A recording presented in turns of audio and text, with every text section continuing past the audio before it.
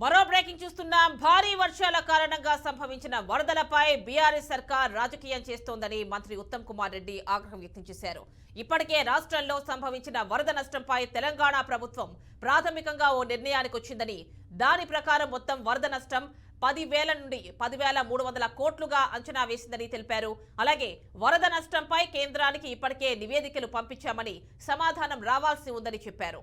అనంతరం బీఆర్ఎస్ ప్రకటించిన ప్రాజెక్టుల పాదయాత్ర కార్యక్రమం గురించి మాట్లాడుతూ, బీఆర్ఎస్ ప్రాజెక్టుల పాదయాత్రతో తమ ప్రభుత్వానికి వచ్చిన ఇబ్బందేమీ లేదని, ఆ పార్టీ కంటే తమ ప్రభుత్వం గొప్పగా పనిచేస్తోందని ఉత్తమ్ ధీమా వ్యక్తం చేశారు.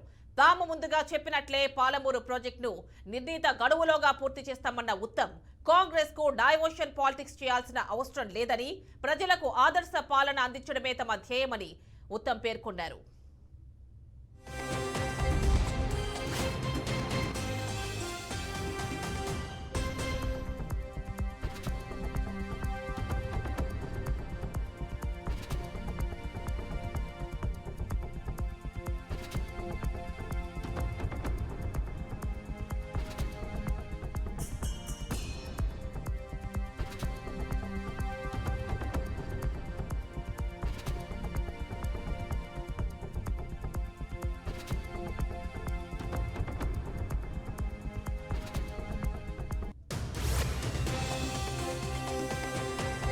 భాగంగానే నాగార్జున సాగర్ ఎడమ కాలువ ఇక్కడ ఈ కాగితాల రామచంద్రపురం గ్రామం దగ్గర ఆ పాలేరు బ్యాక్ వాటర్ వల్ల కొన్ని కారణాల వల్ల ఇక్కడ తెగింది. ఇది నేను ఇప్పుడు చీఫ్ ఇంజనీర్ రమేష్ బాబు గారు మరి ఒక ఫర్మ్ డిఎస్ఆర్ కానీ ఈ పని అప్పచెప్పడం జరిగింది.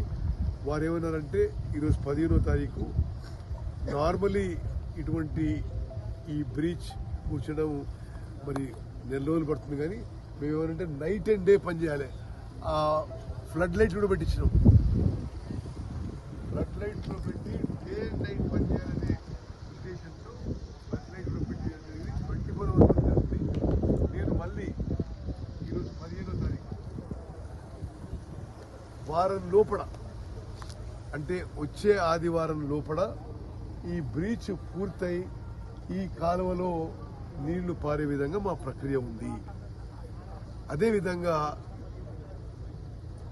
హుజూర్ నగర్ కోదాడ్ కాన్స్టిట్యున్సీలో ఇక్కడ గండి పడ్డది, రెడ్లకుంట మేజర్కి పడ్డది, ముక్త్యాల మేజర్ పడ్డది. ఆ 3 ప్రదేశాలను కూడా నేను ఈరోజు పరిశీలిస్తున్నాను. అదిగాక చాలా పెద్ద పెద్ద చెరువులకు కూడా చాలా నష్టం జరిగింది, పూర్తిగా తెగిపోయినాయి. ఆ కింద ఊర్లకు కూడా ఆ వరద వల్ల నష్టం జరిగింది. నారాయణపురం చెరువు, ఊరుగడ్డ, చౌటుపల్లి, ఇవన్నీ చెరువులకు కూడా వెంటనే ఈ రోజే ఎంత అమౌంట్ అయితే అంత అమౌంట్ మంజూరు చేసి మేము ఈ పనులను మొదలు పెడుతున్నాం.